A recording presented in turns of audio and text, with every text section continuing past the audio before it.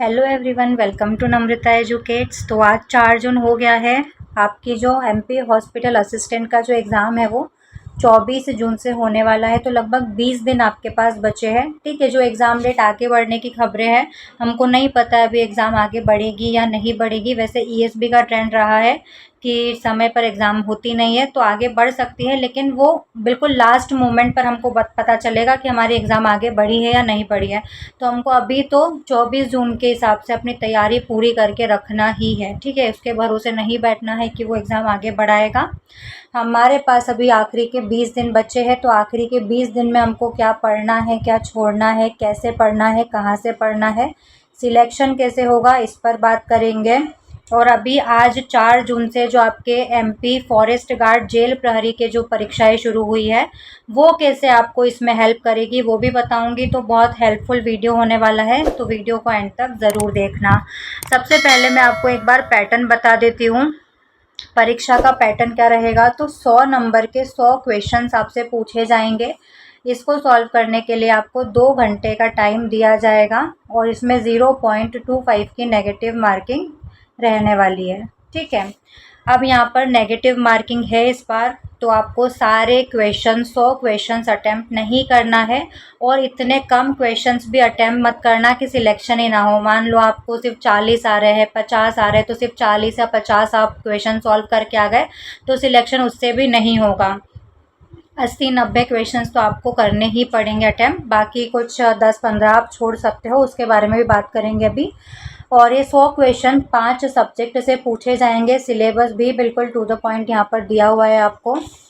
हिंदी पूछा जाएगा, गणित पूछा जाएगा, विज्ञान पूछा जाएगा, सामाजिक विज्ञान पूछा जाएगा, इसके अलावा अंग्रेज़ी पूछा जाएगा। तो ये 5 सब्जेक्ट के 100 क्वेश्चन पूछे जाएंगे। तो अप्रोक्स हम मान के चले तो 20 क्वेश्चन हर सब्जेक्ट से। एक्यूरेट 20-20 तो नहीं पूछे जाएंगे, कम ज़्यादा हो सकता है। जैसे कि हिंदी से मुझे लगता है ज़्यादा क्वेश्चन पूछे जाएंगे, क्योंकि अभी जो नई एजेंसी एग्ज़ाम करा रही है उसका ट्रेंड अगर हम देखें तो हिंदी से ज़्यादा क्वेश्चन पूछे जा रहे हैं। एमपी जीके से ज़्यादा क्वेश्चन पूछे जा रहे हैं, पर एमपी जीके हमारे सिलेबस में तो है नहीं। ठीक है, तो एमपी जीके को छोड़ दो, बाकी हिंदी से ज़्यादा पूछे जा रहे हैं। यहाँ पर इस सिलेबस भी दिया हुआ है। हिंदी में क्या है, सूरदास के पद है, तुलसीदास का राम लक्ष्मण परशुराम संवाद है, देव जयशंकर प्रसाद निराला नागार्जुन। गद्य खंड में स्वयं प्रकाश का नेताजी का चश्मा है, बाल गोविंद भगत है, लखनवी अंदाज है, एक कहानी यह भी है मनु भंडारी की। व्याकरण में संधि, समास, रस, अलंकार, लोकोक्तियाँ, मुहावरे, छंद में दोहा और चौपाई पूछा जाएगा।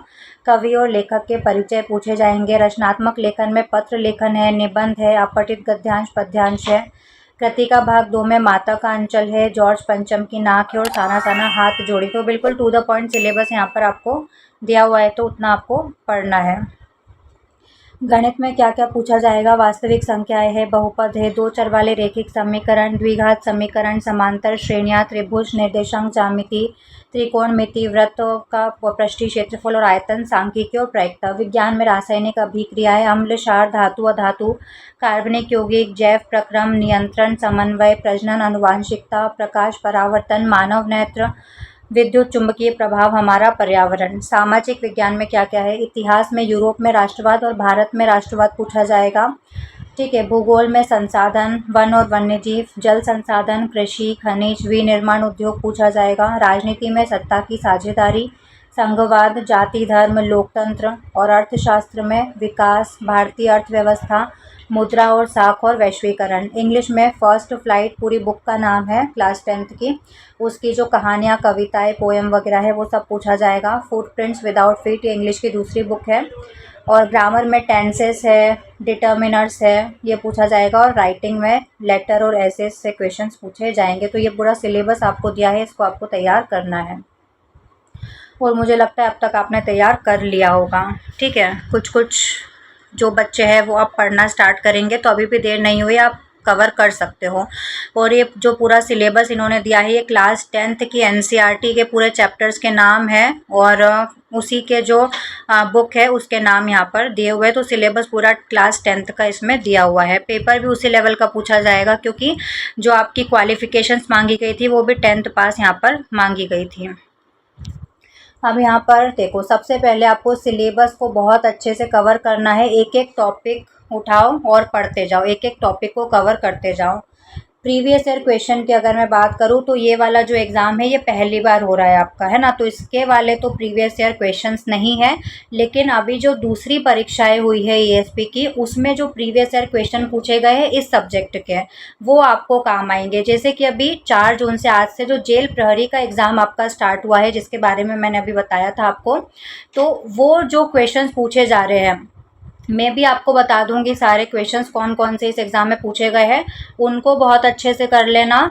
और जो टॉपिक से वो क्वेश्चन पूछे गए हैं वो टॉपिक आप बहुत अच्छे से तैयार कर लेना, क्योंकि अभी ट्रेंड वही चल रहा है। तो अभी जो एग्ज़ाम में जिस टॉपिक से क्वेश्चन पूछे जा रहे हैं, आपकी जो एग्ज़ाम होगी उस टॉपिक से क्वेश्चन पूछे जाने की संभावनाएं बहुत ज़्यादा होने वाली है। ठीक है, तो अभी रिसेंट में आपका अभी सबसे पहला एग्ज़ाम यही हुआ है जेल प्रहरी का, जिसमें नेगेटिव मार्किंग थी।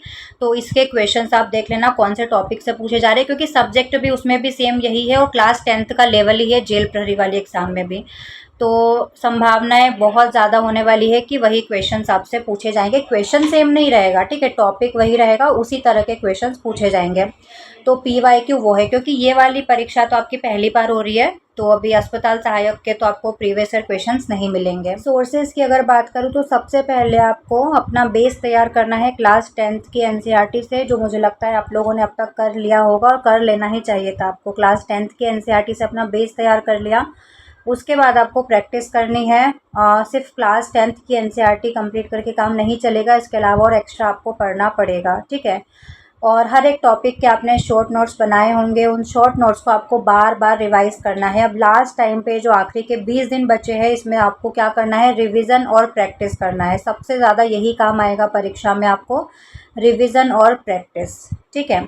प्रैक्टिस के लिए आप कोई और बुक भी ला सकते हो, जैसे कि एक बुक मैंने देखी थी मार्केट में, अरिहंत की बुक आ रही है, वो भी अच्छी है। उसमें टॉपिक वाइज सारा थ्योरी दिया हुआ है, उसी टॉपिक के क्वेश्चंस आपको प्रैक्टिस करने के लिए दिए हुए हैं, तो आप उससे भी तैयार कर सकते हो, ठीक है। तो वहाँ वो बुक भी आप लेकर आ सकते हो, अरिहंत की बुक। या फिर मार्केट में और भी बुक आ रही है, सिर्फ MCQ की बुक लाना चाहते हो तो वो भी ला सकते हो, क्योंकि प्रैक्टिस तो आपको करनी पड़ेगी, ठीक है। प्रैक्टिस क्वेश्चंस तो आपको चाहिए, आपको जहाँ से भी मिल रहे हो आप ज़्यादा से ज़्यादा प्रैक्टिस करो। और लास्ट में फिर आपको देना है मॉक टेस्ट। अब लास्ट के 20 दिन बचे हैं, तो आप डेली एक मॉक टेस्ट दे सकते हो। 100 क्वेश्चन तो आपको डेली लगाने ही पड़ेंगे, बहुत ज़्यादा ज़रूरी है। और सिर्फ मॉक टेस्ट लगाने से काम नहीं चलेगा, मॉक टेस्ट आपने दिया उसके बाद आपको एनालिसिस भी करना है, कौन से क्वेश्चन आपके गलत हुए हैं, ठीक है। 100 में से कितने क्वेश्चन आपने अटैम्प्ट किए, कितने आपको 100% एक्यूरेट आते थे, कितने क्वेश्चंस पर आपने थोड़ा सा स्मार्ट गेस किया है, तुक्का लगाया है, गलत हुआ है, सही हुआ है, ये सब आपको देखना पड़ेगा। एनालिसिस आपको करना पड़ेगा, कौन से टॉपिक आपने पूरा बहुत अच्छे से तैयार किया था फिर भी आपके क्वेश्चन गलत हो गए उस टॉपिक से, किस टॉपिक से आपके क्वेश्चन गलत नहीं हो रहे हैं, तो ये सब आपको एनालिसिस करना पड़ेगा मॉक टेस्ट के बाद। ऐसा नहीं 100 क्वेश्चन आपने मॉक टेस्ट दे दिया ख़त्म काम, नहीं। एनालिसिस जब तक नहीं करोगे मॉक टेस्ट देने से कोई मतलब नहीं है। इसके बाद देखो 100 क्वेश्चंस आपसे पूछे जाएंगे, इस 100 में से क्वेश्चंस का लेवल क्या रहेगा, तो 50 क्वेश्चन बिल्कुल इजी पूछे जाएंगे, ठीक है। इसके अलावा जो 30 क्वेश्चन है वो मॉडरेट लेवल के पूछे जाएंगे, और जो 20 क्वेश्चन है वो थोड़े हार्ड पूछे जाएंगे। अब आपका जो सिलेक्शन है वो इस 20 क्वेश्चन से बिल्कुल भी नहीं रुकेगा। आपका जो सिलेक्शन है, अगर आप ये 50 क्वेश्चन गलत करते हो तो रुकेगा, और ये 30 क्वेश्चन गलत करते हो तो रुकेगा, ठीक है। ये आपको बिल्कुल भी गलत नहीं करने हैं। जब भी आप पेपर सॉल्व करोगे अपना, तो स्टार्टिंग में जो फर्स्ट राउंड होता है पेपर सॉल्व करने का, उसमें ये 50 क्वेश्चन तो आपके बिल्कुल आपको क्वेश्चन पढ़ते ही आ जाना चाहिए, इतनी आपकी तैयारी होनी चाहिए, ठीक है। आपने क्लास 10th की NCERT बहुत अच्छे से कवर कर ली होगी ना, तो ये 50 क्वेश्चन आपके कहीं नहीं जाएंगे। पहले ही अटैम्प्ट में आपको सोचने की ज़रूरत भी नहीं पड़ेगी और 50 क्वेश्चन आपके सही हो जाएंगे, और इतना होना भी चाहिए, ठीक है। तो ये 50 क्वेश्चन इजी लेवल के रहेंगे। इजी उनके लिए रहेगा जिन्होंने पढ़ाई की है, जिन्होंने बिल्कुल कुछ नहीं आता है, पढ़ाई नहीं की है, उनके लिए ये वाले भी टफ रहेंगे, ठीक है। तो ये 50 क्वेश्चन तो बिल्कुल गलत नहीं होने चाहिए। अब ये जो 30 क्वेश्चन मॉडरेट लेवल के रहेंगे, ये इन्हीं टॉपिक से रहेंगे, डायरेक्ट क्वेश्चन नहीं रहेंगे। आपको टॉपिक की समझ होगी, ठीक है, तो आपके ये क्वेश्चन सही हो पाएंगे। तो इन टॉपिक को आपने थोड़ा सा गहराई से थोड़ा अच्छे से समझ के पढ़ा होगा तो ये 30 क्वेश्चन आपके सही हो जाएंगे। और ये 50 और 30 80 क्वेश्चंस आपको सही करने हैं। 80 में से आप मान के चलो कि 75 भी हो गए तो बहुत है, ठीक है।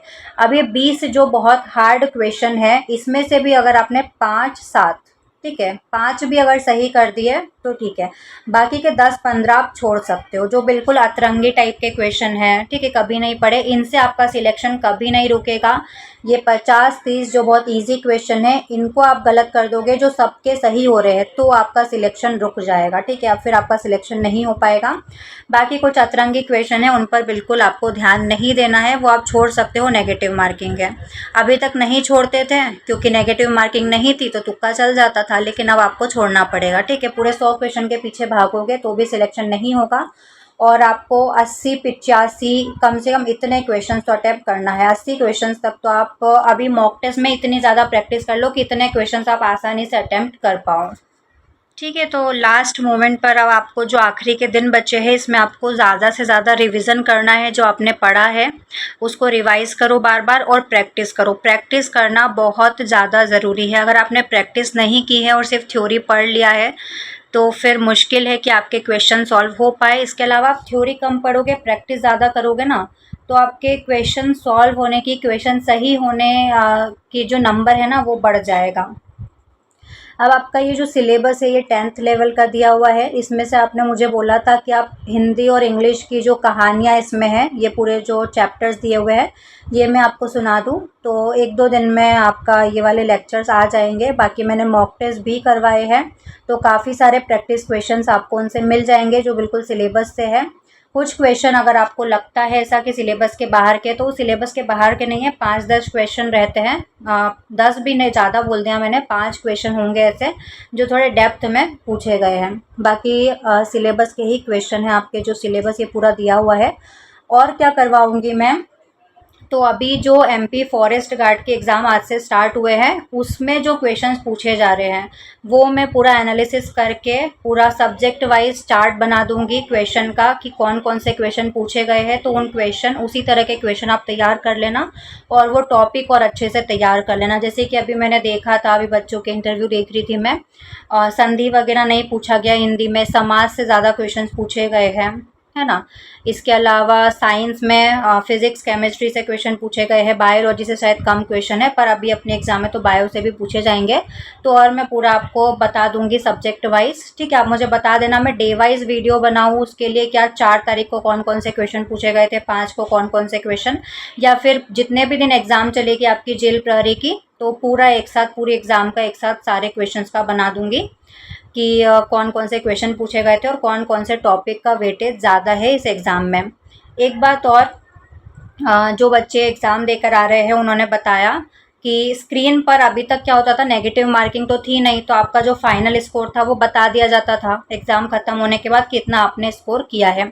लेकिन अब नेगेटिव मार्किंग है तो किस तरह का जो स्कोर है आपका शो हो रहा है, तो उसमें सही क्वेश्चन बता रहे हैं कि इतने आपने सही क्वेश्चन किए हैं और गलत क्वेश्चन बता रहे हैं कि इतने आपने गलत क्वेश्चन किए हैं। अब उसको माइनस करके आप अपना फाइनल स्कोर निकाल सकते हो। फाइनल स्कोर्स में नहीं बताया जा रहा है नेगेटिव मार्किंग लगा के, तो वो आप निकाल लेना अपना। तो दोनों देख के आना, आप जब भी एग्ज़ाम देने जाओ तो दोनों स्कोर देख के आना, सही क्वेश्चन कितने किए आपने और गलत कितने किए, उसमें से फिर आप 0.25 से मल्टीप्लाई करके उसको माइनस कर लेना। नेगेटिव से आपको आता होगा निकालना, है ना, मैंने बताया है कई बार मॉक टेस्ट में। तो इस तरह से आपको स्कोर आपका बताया जाएगा। सही क्वेश्चन आपके जितने भी होंगे उतना बताया जाएगा, कितने क्वेश्चन आपने सही किए हैं, और गलत क्वेश्चन इतने किए हैं वो भी आपने बताया जाएगा, और कितने अटैम्प्ट किए हैं कितने अटैम्प्ट नहीं किए हैं वो आपको पता ही है कि कितने आप अटैम्प्ट करोगे। तो मॉक टेस्ट देके बहुत अच्छे से आपको पहले से ही प्रैक्टिस कर लेना है कि कितने क्वेश्चंस आपको अटैम्प्ट करने हैं, ठीक है।